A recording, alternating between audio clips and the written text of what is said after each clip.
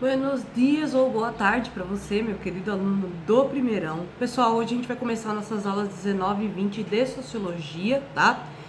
Vale lembrar que essa aula é importantíssima para a gente, assim, basicamente entender certos movimentos sociais que estão surgindo ultimamente e como que esses movimentos sociais, de maneira geral, eles estão interligados no mundo inteiro, né? E eu falo assim, de maneira geral, desde a extrema direita até a esquerda, tá? Vale lembrar também que apesar de toda a sociedade ter sido globalizada de maneira geral na época da colonização em si, né? Pois foi o movimento da colonização que fez os europeus terem acesso à América e, por consequência, acabarem dominando, né, socialmente muitas sociedades americanas, como também na África e Ásia. Esse processo das colonizações que começa lá no século XV e vão continuar até o século XIX, né, 20, 21, a gente chama de colonizações ou expansão da primeira forma de capitalismo, que foi o mercantilismo. Porém, ainda assim, haviam muitas diferenças entre uma sociedade e outra. Embora a colonização colocasse todas essas sociedades sobre dinâmicas patriarcais, né, ou seja, onde a sociedade dominante, assim, de maneira dominante era com líderes masculinos, homens, que quase sempre associados a essas sociedades europeias, né, a essas sociedades extremamente embranquecidas em vários aspectos. Também vale lembrar que o que a gente chama de globalização, dentro dos termos de sociologia, também se aplica às transformações sociais que aconteceram pós-Guerra Fria, tá? Porque apesar de tudo, após a Guerra Fria, realmente teve uma imposição do capitalismo como a grande economia global, tanto que os países socialistas passaram por situações bem difíceis, como embargo, ou seja, literalmente deixaram de negociar com esses países, né? Fechavam suas fronteiras. O embargo de Cuba foi até mais violento, porque literalmente ficavam navios da tropa americana em torno de Cuba para impedir qualquer tipo de contato de Cuba com o resto do mundo, né? Isso foi durante muito tempo intercepcionado pela União Soviética, mas nos anos 90, em especial em 1991, quando acontece a queda da União Soviética e a Rússia passa a ser um país capitalista, né? Esses países como Cuba passaram por um isolamento muito grande, porque quer queira ou não, meus queridos, toda a nossa dinâmica econômica envolve uma dinâmica global. Quando você isola um país dessa maneira, como aconteceu com Cuba, como aconteceu com a Coreia Popular, que a gente conhece por Coreia do Norte, mas entre os coreanos, ninguém chama eles de Coreia do Norte, né? Todos eles se chamam de Coreia Popular, uma vez que é um regime voltado aí para a Revolução Popular que teve, né, na Coreia. Inclusive a Coreia do Norte é um caso à parte. O que a gente vê de gente até bacana falando besteira da Coreia do Norte é uma coisa incrível, né? Poucas pessoas sabem verdadeiramente qual é a função do Kim Jong-un, que todo mundo fala que é o presidente da Coreia do Norte e o cara é tipo o ministro da guerra, né? Complicado. Enfim, nos anos 90, então, começou a ser discutido por intelectuais da sociologia, filosofia e política, né, que envolve os dois campos aí, a ideia de globalização do mundo, certo? Ok. Então, isso porque no fim da Guerra Fria, nossa senhora, mano, no fim da Guerra Fria, várias notificações, em 1945 a 1991, grande parte do mundo se tornou capitalista, dando origem a um novo momento do capitalismo que passou a ser chamado de neoliberalismo. E aí a gente vai pegar um termo sociológico direto da obra, né, Sociologia, do Anthony Giddens, que é um grande sociólogo, que ele fala: a globalização se refere ao fato de estarmos cada vez mais vivendo em um mesmo mundo e de modo que os indivíduos e as nações estão cada vez mais interdependentes. Quando ele fala isso, é o seguinte: cada vez mais o capitalismo esmaga as características autênticas de cada sociedade para substituir os seus valores pelos valores burgueses. Ou seja, por mais que sociedades antiguíssimas como a China e a Índia mantivessem seus valores, existe um grande esforço do capitalismo em substituir esses valores pelos valores das sociedades ocidentais. Tanto que na Índia está havendo sim uma treta muito grande entre fundamentalistas religiosos cristãos e hindus e muçulmanos, que são a maioria da população até hoje na Índia, tá? Isso explica por que no Brasil, por exemplo, a gente teve uma virada muito grande nesses últimos séculos, que foi Os religiosos, que a maioria eram católicos, né, no Brasil, hoje em dia são cristãos evangélicos. Isso porque é um efeito globalização. Em quase todos os países onde existe uma dominação americana, estadunidense muito intensa, os Estados Unidos levam o protestantismo como uma forma de levar a ideologia burguesa. Então não admira que tantos protestantes não são protestantes raízes, né? São protestantes que se ligam. Pode ver, gente. Qual que é a ideia do protestantismo que mais pega? A ideia da prosperidade, de você entrar para a igreja, se tornar uma pessoa de Deus e a sua vida começar a ir para frente, de repente, por conta disso. Então, vou pegar o exemplo de um viciado aí em droga que vai para a igreja. A primeira coisa que eles vão fazer é acolher ele, porque o sentimento de acolhimento ajuda muito a pessoa a superar problemas graves que ela está enfrentando. Isso explica porque muitas vezes o terapeuta, o psicólogo, quando ele está lidando com uma pessoa com problemas graves, né, pessoais e sociais, a primeira coisa que ele vai fazer durante a terapia é acolher essa pessoa, se ele for um bom profissional, né?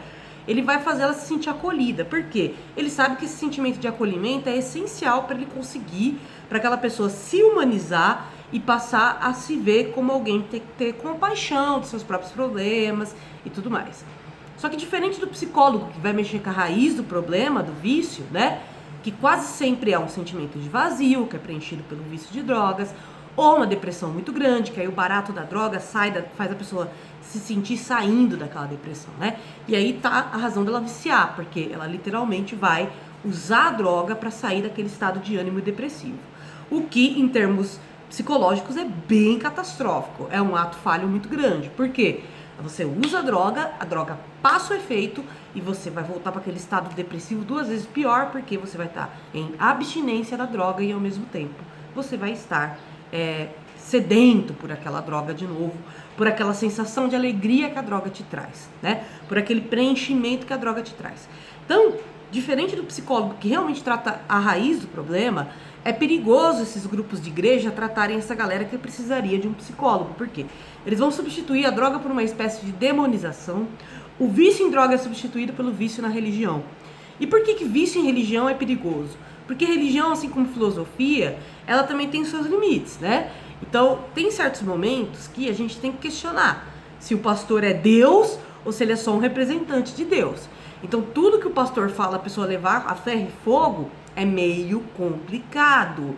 É complicado porque às vezes pode estar envolvendo interesses pessoais daquele líder religioso e não interesses realmente divinos, que envolve a filosofia de vida cristã, certo? Então, continuando, o globalismo americano, como característica de imposição ideológica, ele usa muito o protestantismo. Por isso que no Brasil a gente está tendo uma epidemia de fundamentalismo religioso. O que isso significa? Existe a diferença entre o religioso e o religioso fanático.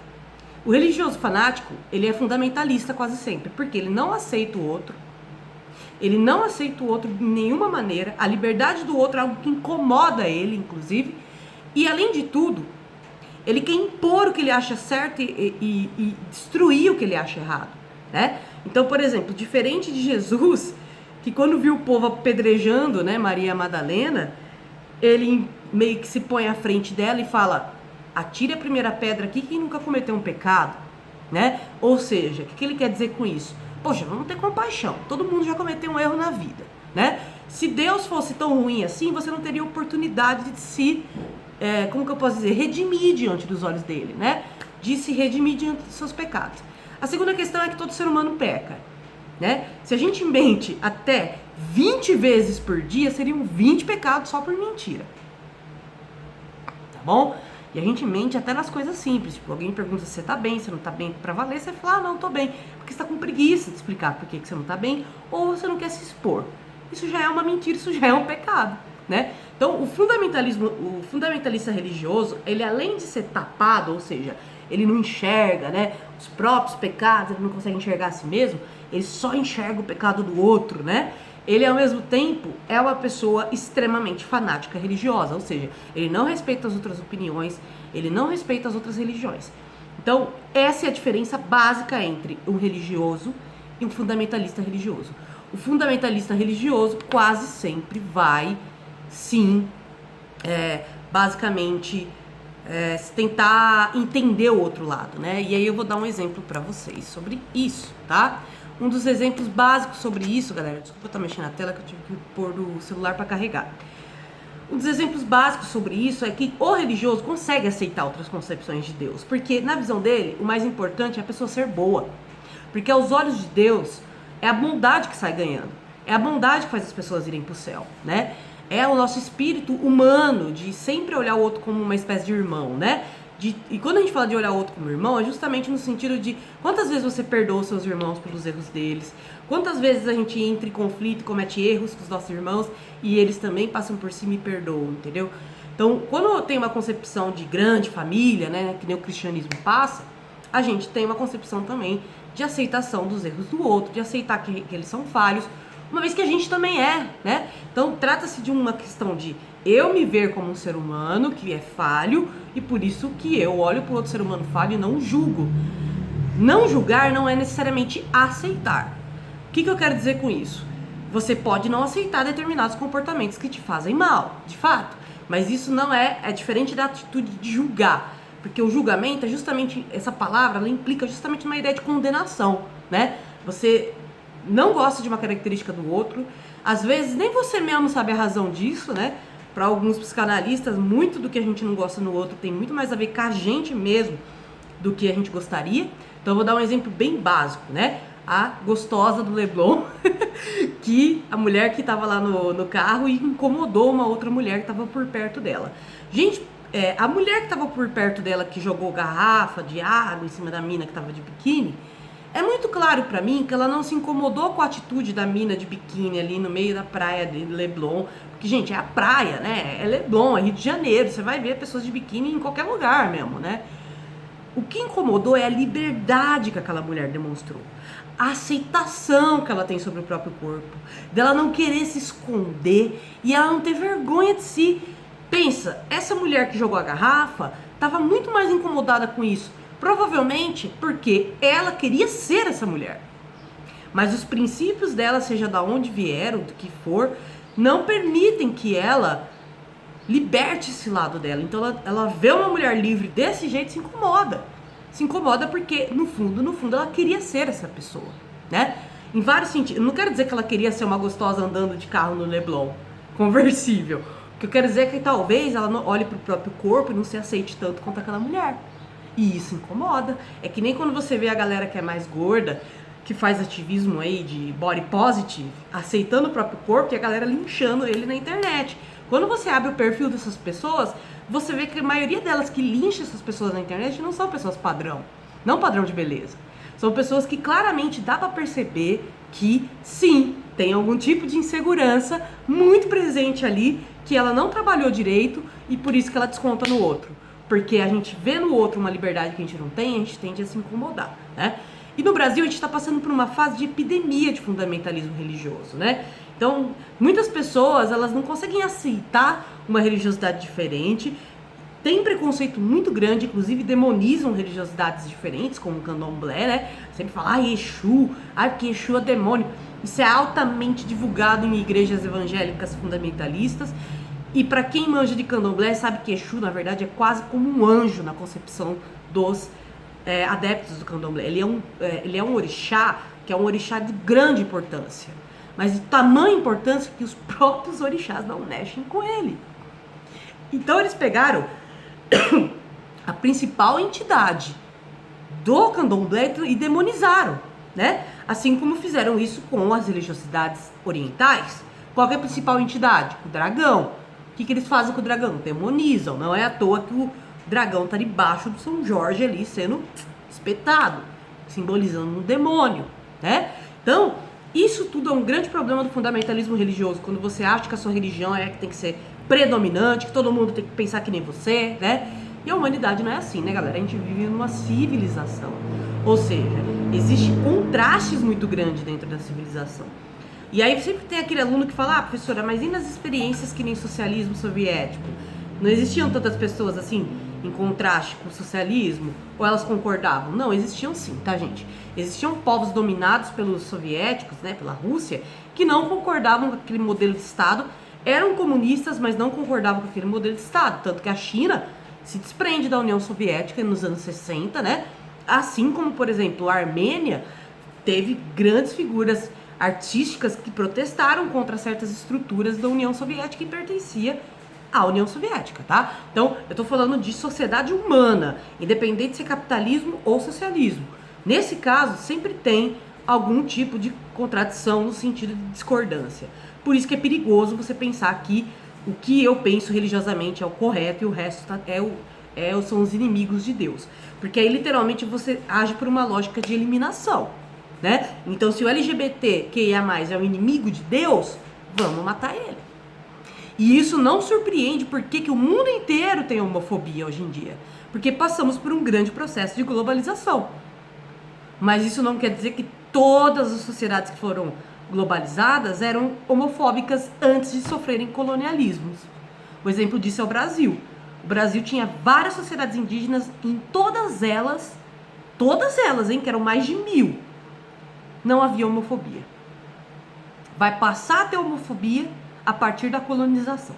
Então, literalmente, existe uma lógica de ordem social que privilegia determinados grupos e coloca outros grupos às margens da sociedade, como marginais, seja por intuitos religiosos, fanáticos, seja por questões de mercado capitalista, que, sim, são problemáticas que a gente tem que entender. E parece até que é natural do ser humano ser homofóbico quando a gente olha para uma sociedade onde a maioria dos países ainda considera ser homossexual uma grande violação e é proibido por lei. Em alguns países até condenam homossexuais a enforcamento, né? Aí você fala, de onde veio tudo isso? O ser humano naturalmente é assim? Não, gente. Ele não é naturalmente assim. Isso foi, sim, um efeito da globalização capitalista. Por isso que o capitalismo pode até ter levado produtos para lugares que antes não havia nem possibilidade de existir. E produtos, inclusive, que deram uma mãozinha ali para a sociedade, sem dúvida. Mas o capitalismo, ao mesmo tempo que levou seus produtos, levou suas pragas, né? Racismo, machismo, homofobia, desigualdade social e miséria.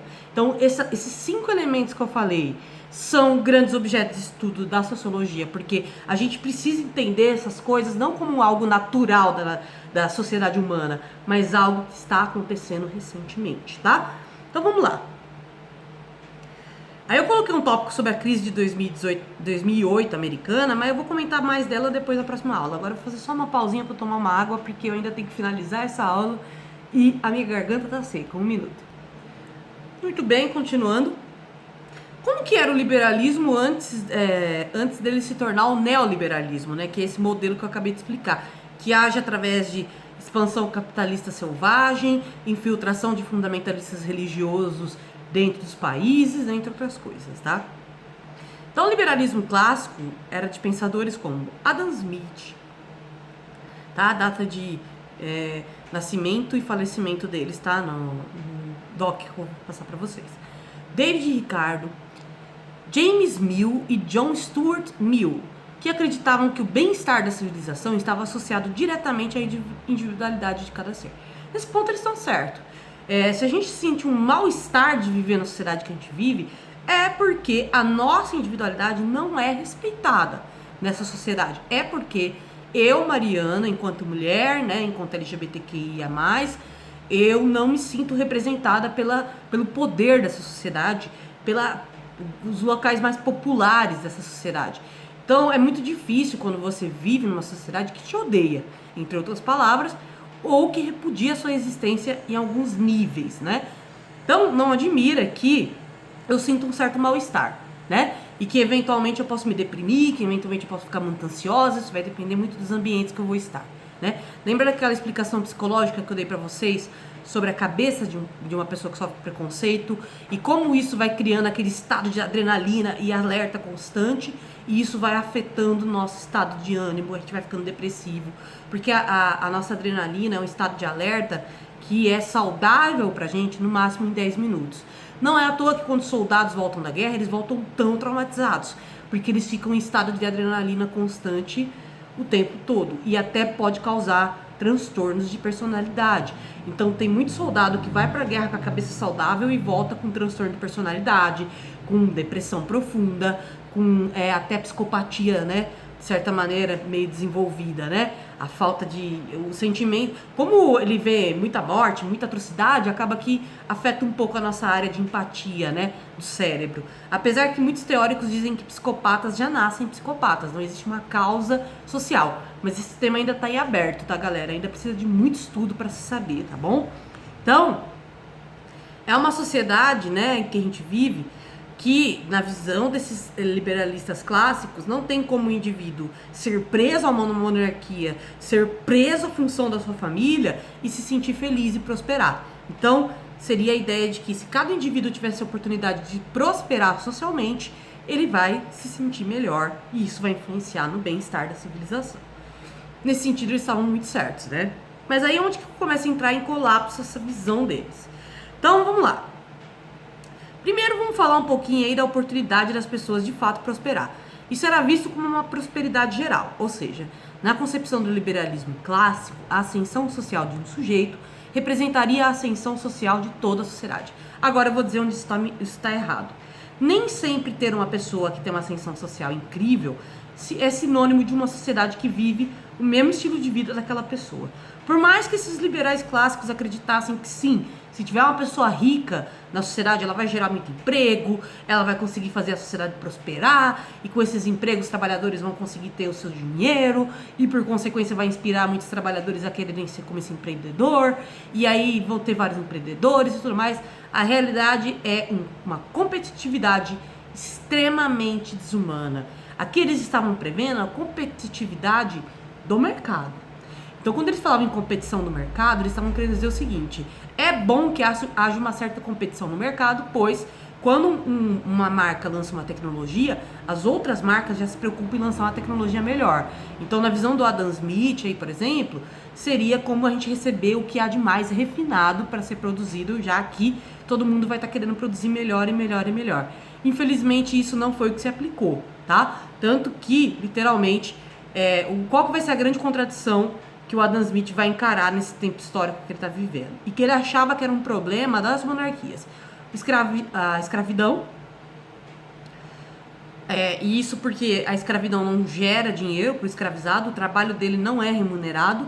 O Adam Smith vai ser o primeiro autor da filosofia a trabalhar a ideia de trabalho e valor. Que todo trabalho tem um valor determinado pelo tempo que você leva para fazer aquilo, pelo material que você usou e pelo próprio efeito criativo do trabalhador. Então, o Adam Smith, para quem curte essa teoria do trabalho, para quem até é de esquerda muitas vezes, como Karl Marx era, um próprio Marx bebe da fonte do Adam Smith para entender algumas questões de lógica social capitalista. O que o Marx faz é mostrar as contradições concretas entre a teoria do Adam Smith e a realidade capitalista. Mas o próprio Marx, ele considera as obras do Adam Smith, considerou, né, no caso, importantes para poder formar o seu pensamento. Então, uma coisa que eu preciso dizer aqui é que é muito papo de internet essa história que todo marxista odeia os liberais automaticamente e tem repúdio por tudo que eles fazem. É quase sempre o contrário. Quem se diz liberal que odeia geralmente os marxistas, né? Mas, pelo contrário, os marxistas viram nas obras liberais e nas tendências liberais uma grande importância, como levantar o direito à liberdade de expressão, o valor do trabalho, né? E também a questão das liberdades individuais e do mínimo para se viver, que é bem trabalhado nas obras do Rousseau, tá? Então, para eles, esses liberais iluministas, né, no começo aí do século XVI até o século XIX, eles são pessoas que trouxeram muita teoria importante pra gente, mas que infelizmente a sociedade capitalista, após a segunda revolução industrial, entrou em contradição total com essas teorias. Só alguns elementos que eles consideravam mais interessantes eles mantiveram. Mas, por exemplo, para o Adam Smith, não deveria ter monopólio. Monopólio é uma característica dos reis mercantilistas. Eles que queriam deter monopólio sobre as colônias, eles que queriam deter monopólio sobre a produção, eles que queriam monopolizar todo o poder político para si. Então, pro Adam Smith, o efeito liberal seria justamente o oposto. Desconcentrar o poder, descentralizar o poder político e também, ao mesmo tempo, não ter monopólios no mercado, uma vez que, para eles, para o mercado se autorregular, precisa ter uma competitividade, que eles chamam de essa competição entre um produtor e outro, uma empresa e outra, Isso sim daria uma autorregulação do mercado. O que acontece é que depois da segunda revolução industrial, os mercados vão combinar os preços. Então, literalmente, você vai no mercado onde o preço do arroz é mais barato, por exemplo, porque o preço da cerveja desse mercado é mais caro. Aí você vai no outro mercado que o preço da cerveja é mais barato, mas o preço do arroz está lá no talo. Aí você se pergunta, parece que esses mercados combinaram o preço. E eles combinaram mesmo. Eles combinaram mesmo, porque eles sabem que vai ter cliente que vai no mercado X comprar cerveja, refrigerante, todo tipo de bebida que é mais barato, e vai ter o cliente Y que vai no mercado Y para comprar comida. Às vezes o cliente X, quando ele vai comprar comida, ele vai lá pro Y. Então isso é um monopólio, porque quer queira ou não, são os dois mercados que vão se manter no poder e não vão dar brecha para surgir um concorrente à altura, né? Então, nesse sentido, já entra em colapso essa teoria do liberalismo clássico.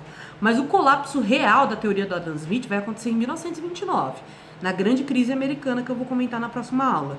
Então, o liberalismo surgiu como oposição ao mercantilismo, nos quais as características mercantilis eram monopólio dos reis e da antiga burguesia, metalismo, pacto colonial e intervencionismo estatal. Então, o monopólio seria combatido através da competição entre os mercados, o metalismo seria abandonado através da moeda, né, da troca de moeda, e aí vem a teoria do valor do trabalho. Por que o Adam Smith bateu tanto nessa tecla? Porque o trabalho não se pode aí só trocar simplesmente por ouro, né? Mas tem que ter o dinheiro para poder, para o próprio trabalhador trocar o fruto do seu trabalho, o dinheiro, né? O seu capital por outros instrumentos de trabalho, por melhorar suas oficinas ou até para comprar coisas para si mesmo, né? Então, o intervencionismo estatal era que os reis literalmente taxavam a burguesia de um jeito que quanto mais a burguesia ganhasse, maior era a taxa que eles faziam, né? Hoje em dia, eu vou ser bem honesto com vocês, hoje eu até queria que o Estado fosse assim, porque o que acontece hoje é o oposto extremo, que também não é bom, que é as grandes fortunas não serem taxadas. Então os caras geram uma grande fortuna para si mesmo, o que, por consequência, em termos econômicos, gera uma grande pobreza. Essa pobreza devia ser compensada com programas sociais.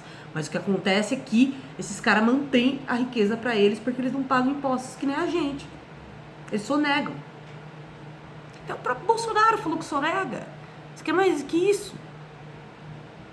Fala com orgulho ainda, né? Como se fosse uma coisa muito, muito boa pra gente que é do povo, né? Que depende dos impostos para ter políticas públicas, né? Então, olha só. Em compensação, a ideia de salário mínimo, horas trabalhadas, que são pautas sindicalistas, que são intervenções do Estado na economia capitalista, que aconteceram por intermediário da classe trabalhadora organizada, ou seja, por sindicatos, greves, manifestações. Por que eu falo classe trabalhadora organizada? Porque os trabalhadores, eles simplesmente se verem como trabalhadores é uma coisa. Agora, eles entenderem o poder político que eles têm é outro. Então, aí eles passam a se organizar, tá? Numa visão clássica liberal, isso seria catastrófico, uma vez que o mercado precisa de liberdade para se autorregular. Previa-se que em um momento de crise, o próprio mercado se adaptaria a essa crise. Outra teoria aí do liberalismo clássico que cai por terra. Uma vez que ele acreditou que, o Adam Smith, se o mercado entrasse em crise, automaticamente os preços caíam, né? Porque eles iam querer aumentar a oferta, já que a demanda estava caindo, né? Então, o que acontece? É o contrário total. Quando o mercado entra em crise, em vez de ter uma baixa dos preços de produtos que precisam sair do estoque, eles aumentam. Eu não entendo essa lógica. De verdade. Mas porque, literalmente, os caras hoje aumentam produtos que eles sabem que o povo vai ter que comprar, não tem opção. É que nem aumentar preço de remédio, sabe? Uma pessoa que é doente. Infelizmente, é uma super covardia das grandes empresas. Mas eles fazem isso, sabendo que o povo vai ter que gastar. É que nem o arroz e o feijão. Hoje o arroz está muito caro. Mas o brasileiro vai deixar de comer arroz por causa disso, gente? É uma tradição. Tanto que eu conversei com uma senhora no mercado, quando eu fui lá no Vencedor, e ela estava indignada com isso. Ela falou assim, gente, eu nunca vi ao longo de toda a minha vida o arroz estar tão caro. Nem na época da inflação do Collor eu vi o arroz ficar tão caro em comparação ao salário, né? Então ela olhou e falou assim, isso é assustador, porque desde criança eu como arroz e feijão. Não vai ser agora que eu vou substituir essa alimentação, né? Enfim. Então é isso, meus queridos. Façam atividade 1 pra mim, tá? Espero que todos vocês estejam bem. Um beijo e até a próxima.